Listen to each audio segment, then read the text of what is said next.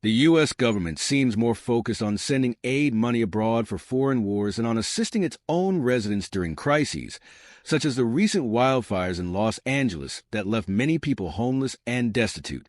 While billions are spent on military operations overseas, residents in Los Angeles have lost everything. Homes reduced to ash, possessions gone, and only the clothes on their backs remaining. It's disheartening to see taxpayer money funding conflicts abroad while urgent domestic needs go unmet. Tragically, when disaster strikes at home and aid becomes essential for survival, the government often appears ill-prepared to respond. This raises serious questions about the allocation of taxpayer funds and the government's priorities. This is our retirement. This is our nest egg. This is where we moved in when we got married. This is where our son was born. This was our house. As raging wildfires tore through Los Angeles, they left devastation in their wake, obliterating entire communities. Over 28,000 structures were reduced to ashes, and nearly 58,000 acres of land were scorched beyond recognition. Families fled in desperation, clutching whatever they could carry as flames consumed their homes, their memories, and, for some, their lives. More than 270,000 people have been displaced, forced into overcrowded shelters or struggling to survive in makeshift housing. Tragically, 48 lives have been lost. Yet, amidst this heartbreaking catastrophe, the government's response has been shockingly inadequate, leaving countless survivors feeling abandoned when they need help the most. The federal government has cited a lack of funding for its inability to provide robust disaster relief to wildfire survivors. This excuse feels particularly hollow when contrasted with the billions of dollars allocated to foreign wars and military aid. In 2024 alone, the U.S. sent $29.1 billion in aid to Israel, a country involved in ongoing conflict that has reportedly resulted in the deaths of thousands, including children, funded by American tax dollars. Since October 7, 2023, Israel has killed at least 17,400 children in Gaza. Meanwhile, between January 2022 and December 2024, the U.S. committed $139 billion to support Ukraine amid its war with Russia. These figures are staggering, and they reflect a troubling disparity. While foreign aid flows freely, American citizens are left to face crises like homelessness and natural disasters with minimal support. The allocation of tax dollars has long been a contentious issue, and this crisis has brought that debate into sharp focus. Why are we sending billions abroad when our own citizens are in desperate need? It's not just about money. It's about priorities. The government justifies its foreign aid spending as necessary for global stability and protecting allies.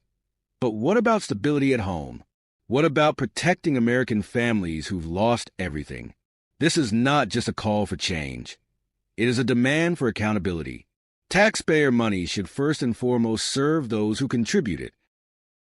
Global security versus local safety. How wildfires expose the U.S.'s failure to protect its people. The United States government often presents itself as the global custodian of security, funneling billions of dollars into protecting other nations. Yet, this commitment to global security starkly contrasts with its neglect of local safety, as vividly exposed by the recent wildfires in Los Angeles. As residents fled their homes to escape the infernos, they faced an unexpected second crisis: looting and theft. The devastation of the fires was compounded by the loss of personal and business valuables, raising urgent questions about where the government's priorities truly lie. As flames consumed vast swaths of Los Angeles, displacing thousands and reducing neighborhoods to ash, the city was plunged into chaos. Homes that escaped the fire's destruction became targets for looters, who capitalized on the vulnerability of evacuees. One resident recounted the heartbreaking realization that their house, though partially burned, had been broken into and looted. "It's okay my house was on fire, but there were clear signs of my house being broken with a hammer. And valuables were lost," they said.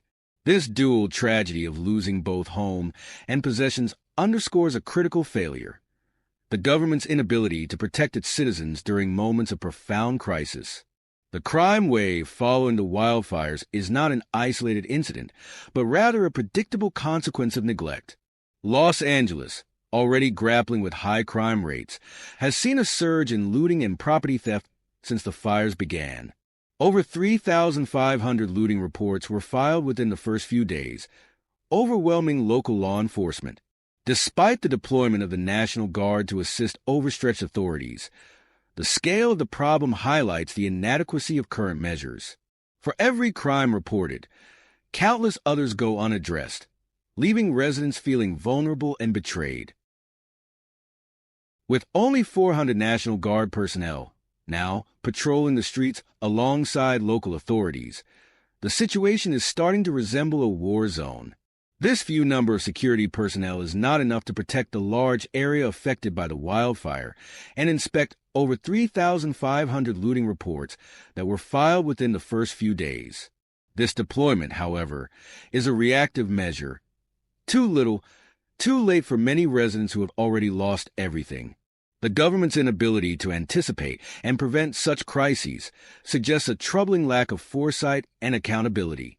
This crisis raises a glaring question. Why is the U.S. government so quick to fund global security efforts while neglecting the safety of its own citizens?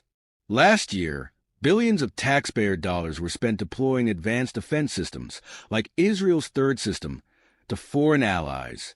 While these expenditures are justified under the guise of maintaining international stability, they come at a staggering cost to Americans at home. A Los Angeles businessman, whose company survived the fires only to be looted, voiced his frustration. Why is my tax money spent on protecting other countries while my business, my livelihood, lies vulnerable to crime during a disaster? This is not to say that global security is unimportant. This stark contrast between global priorities and domestic neglect raises fundamental questions about governance and accountability. The U.S. government operates on taxpayer money, ostensibly serving the people who fund it. Yet, in moments of crisis, it appears indifferent to their plight.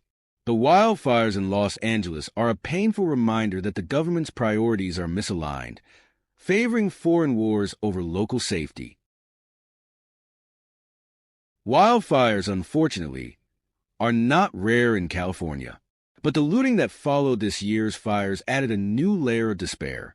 The lack of security measures during the disaster revealed glaring vulnerabilities in how domestic emergencies are managed.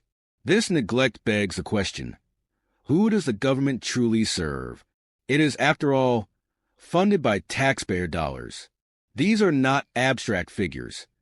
They represent the hard-earned money of millions of Americans. It is money intended to fund services and protections for the very people who pay into the system. Yet, when disaster strikes, the absence of adequate response and security paints a stark picture of misplaced priorities. The financial and human costs of these wildfires are immense. Entire neighborhoods have been evacuated, leaving more than 150,000 people in temporary shelters or precarious housing situations. This displacement, coupled with the rise in crime, threatens to deepen the city's homelessness crisis. If the wildfires had not occurred, many Americans might not have realized the extent of this indifference. But as residents sift through the ashes of their homes and businesses, the disparity becomes impossible to ignore. The government's failure to provide adequate protection and support during this crisis is not just a lapse in judgment. It is a betrayal of trust. The U.S. government must recalibrate its priorities. Ensuring the safety and well-being of its citizens should take precedence over funding conflicts abroad. The question remains, will the U.S. government continue to overlook its people in favor of global ambitions? Or will it recognize that true strength begins with the safety and well-being of its own citizens? If these wildfires have taught us anything, it is that the government's indifference to local safety is not just a failure. It is a betrayal. Middle-class dreams turn to ashes. How wildfires are pushing LA's low-income residents to the brink. The immediate aftermath of a wildfire leaves families grappling with not just the loss of their homes, but also their livelihoods. Many small businesses, cornerstones of community life, are reduced to rubble. With no income and limited prospects for recovery, employees and business owners alike find themselves trapped in a financial freefall. Jobs vanish overnight, and without steady employment, even affording temporary housing becomes an insurmountable challenge. Wildfires may strike indiscriminately, but their consequences are far from equal. In Los Angeles, where the median home price soars to $992,500 and the average two-bedroom rent sits at $2,800, financial recovery for those on the lower rungs of the economic ladder is nearly impossible. These residents, already living paycheck to paycheck, have no safety net to fall back on.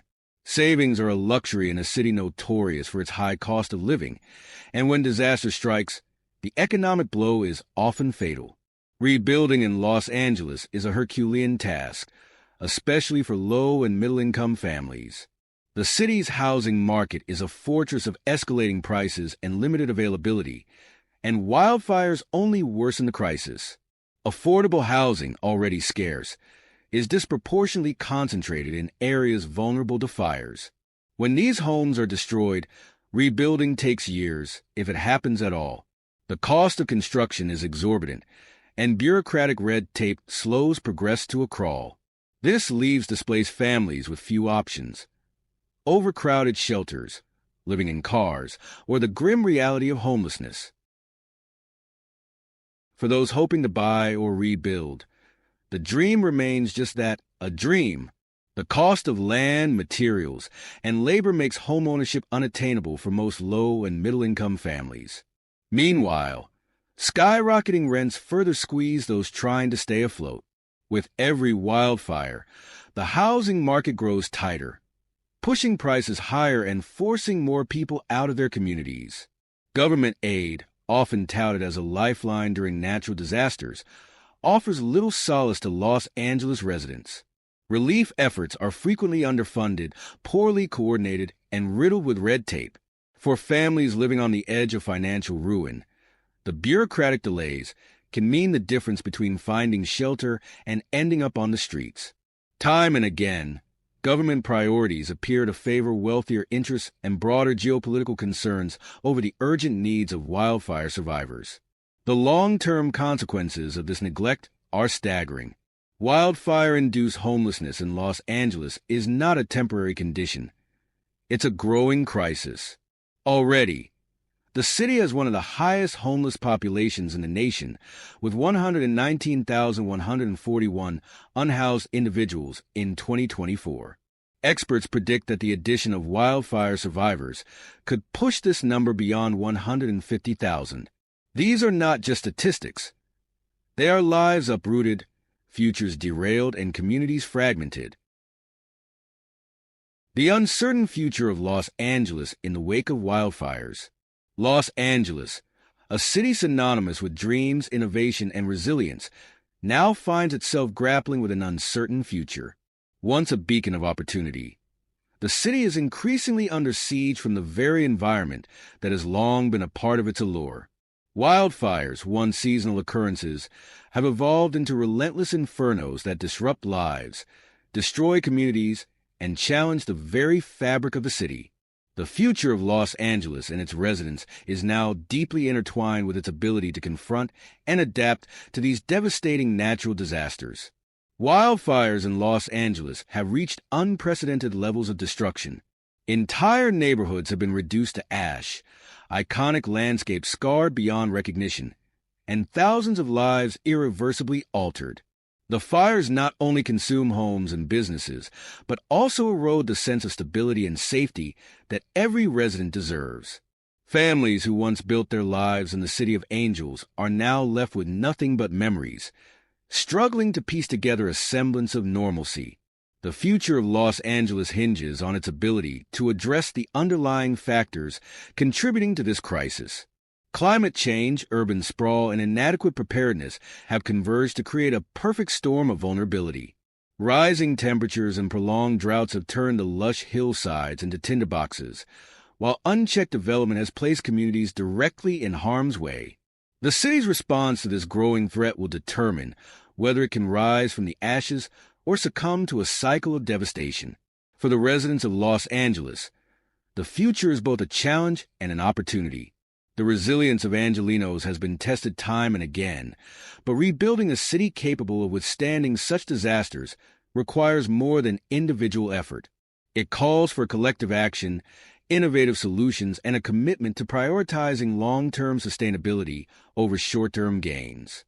The city must invest in wildfire prevention measures, such as controlled burns, better forest management, and the creation of fire-resistant infrastructure